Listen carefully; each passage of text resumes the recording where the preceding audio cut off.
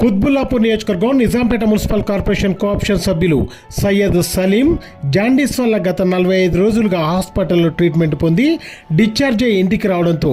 ఉమ్మడి రంగారెడ్డి జిల్లా మాజీ జడ్పీ చైర్మన్, మాజీ ఎమ్మెల్సీ మరియు కుత్బుల్లాపూర్ నియోజకవర్గ బీఆర్ఎస్ పార్టీ సీనియర్ నాయకులు కాసాని జ్ఞానేశ్వర్ ముదిరాజ్, ఆయన సతీమణి కాసాని చంద్రకళ జ్ఞానేశ్వర్ ముదిరాజ్, వారి కుమారుడు కాసాని సాయి రాజేంద్ర ప్రసాద్ ముదిరాజులు ఆయన నివాసానికి వెళ్లి ఆయనను పరామర్శించి ఆరోగ్యాన్ని జాగ్రత్తగా కాపాడుకోవాలని సూచించారు. ఈ సందర్భంగా కోఆప్షన్ సభ్యులు సయ్యద్ సలీం మాట్లాడుతూ, నా ఆరోగ్యం పట్ల